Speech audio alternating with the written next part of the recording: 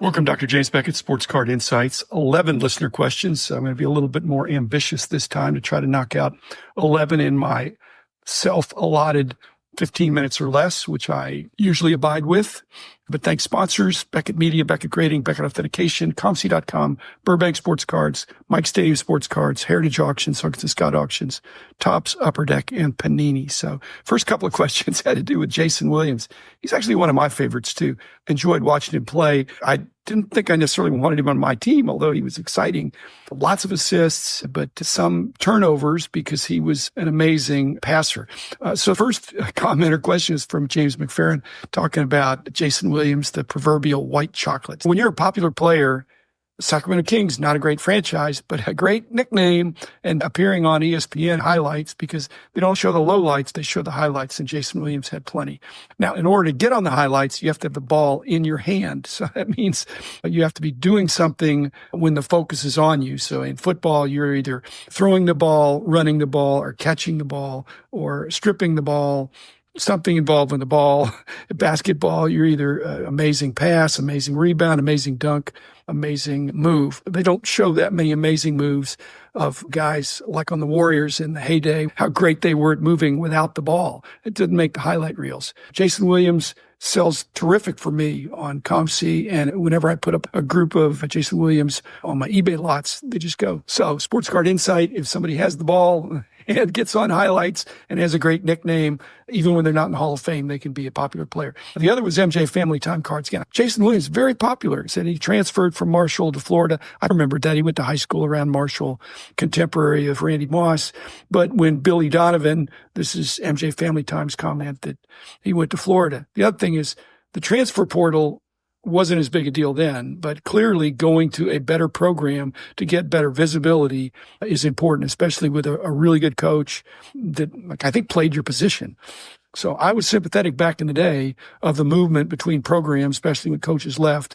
Now I think it's anarchy with the transfer portal. I'm not in favor of that. Number 3 from Ben, he was saying when he was a kid in the 80s, he'd go to the drugstore and he'd read the entire Beckett magazine right there at the magazine rack. And he said, I'm sure I wasn't the only one engaging in this mild IP theft, intellectual property theft. Was this ever a concern on your end? Actually, I take the compliment, Ben. It's nice to know that people want to pore over the magazine. We wanted a magazine that was read from cover to cover, that was appreciated, not just skimming the articles, not just skimming for the arrows, taking a 5 minutes. So you were showing the other kids who happened to pass by that you were fully endorsing our magazine as an outstanding read. I just wonder if your mom and dad dropped you off so that you could read in peace, or whether they were in the store shopping for other stuff, which would also perhaps get you a pass. So Ben, no offense, and the statute of limitations has run out. Number 4 from Ken, hoping that my old company can get back to its former glory. I do too. He has a specific comment about the vintage collector, which a lot of people have liked, but he's not going to renew. I always appreciate specific criticism, but he says too much auction results. And I thought auction results generally were pretty good when we started. Too many advertisements. Again, people like the ads when they were fresh. When they're stale and redundant, they don't like that. And price guides. So I don't know about too much price guides. If the price guides are accurate, inclusive, and are topical to what you're looking for, I think you appreciate it. But maybe they were doing things that weren't your cup of tea. Vintage, technically, but not the kind of vintage you're interested in. And then finally, he said the written content is too small for my liking. I hope he doesn't mean the type size. I think he means the number of articles and the depth of the articles. So we had great articles back in the day. So I don't know, Ken, if you're asking for more articles or better articles or longer articles. But one of the other ways we address that is by constantly trying to feature some readers right in some of the magazines to get comments and questions so we could give smaller answers to things that people were looking for in the content area. And that was a lot of work for us, but I think it was worth it. Lastly, Ken, again, he said, my used top loaders that I get when I work the dollar box, and some of them are super clean. There's nothing wrong with them, but they don't sell that well on eBay if you try to put a group of them in there.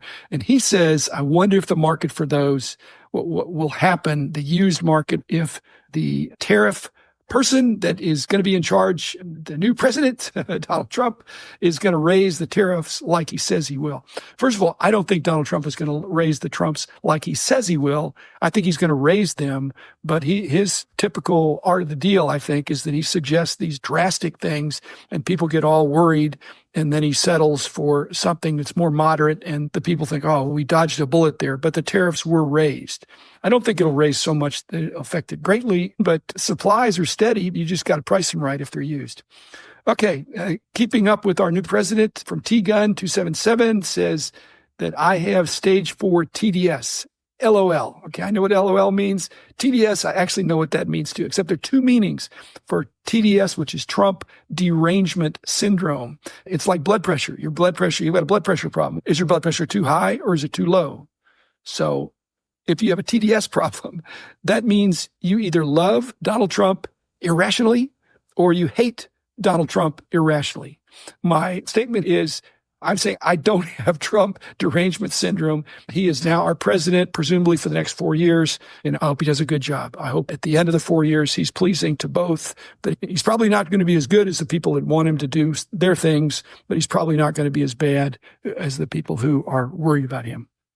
Number 7, this was a question about Action Pact from David Keppel. And he said he noticed the Action Pact cards and he picked up an Emmett Smith that had the R asterisk. That was a prototype card. And he said, usually prototypes are really good, but this prototype, which I guess he picked up, he said it's less than $5. It's readily available on ComC for $1.70. You are correct. There must be a decent supply of them out there. Otherwise, it wouldn't be. The other thing, David, is that it's not just the supply. It's the way they were distributed. They were put in the hands, in most cases. Action Pack was a very dealer-friendly company. They hit all the shows ahead of time. As they were coming out, they talked to a lot of dealers. And getting these in the hands of the dealers, if you put a prototype in the hands of a dealer, it doesn't go in the trash.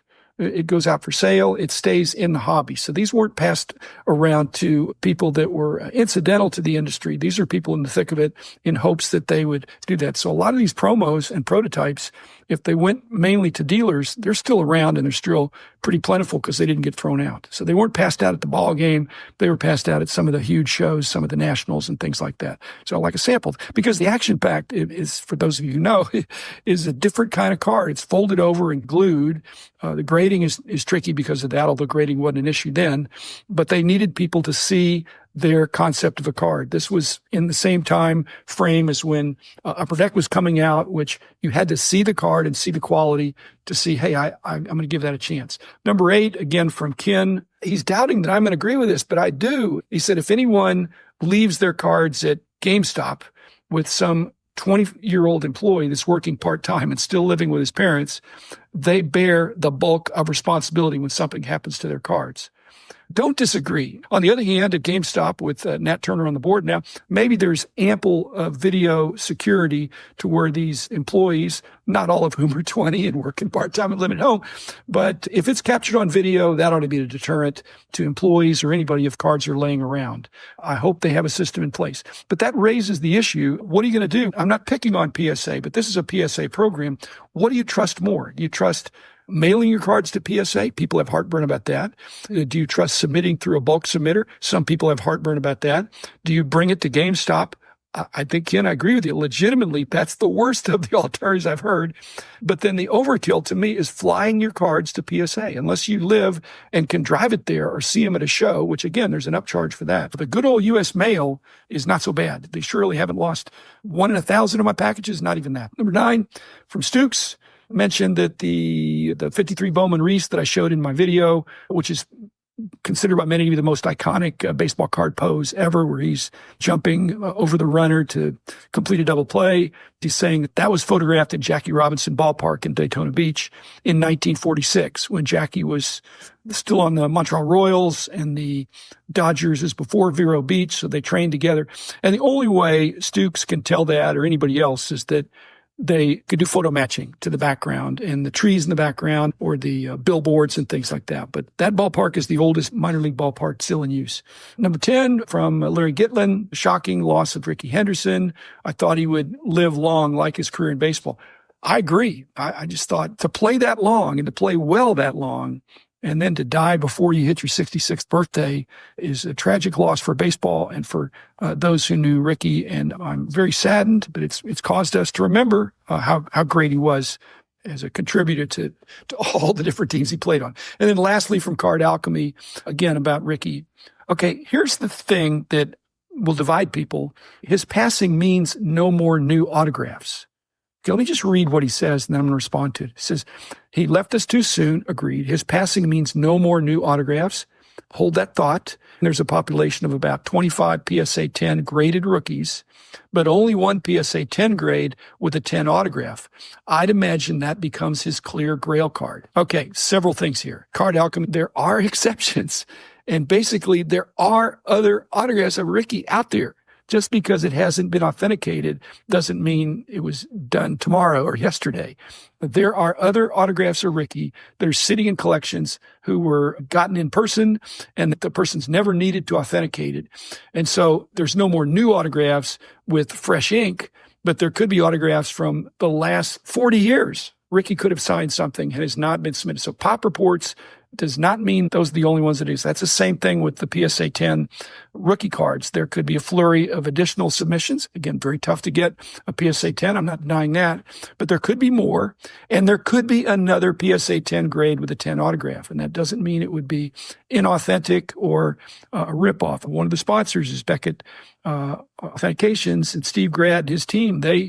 And Jimmy Spence, close personal friend as well. There's outstanding authenticators there that I am willing to bet on that if an autograph comes up, they will know if it's real or not. Or if they're not sure, they'll say they're not sure and they won't slab it. Then the last point, you would say that a PSA 10 rookie of Ricky with his autograph, also a 10, that would be his very best card, his clear grail card.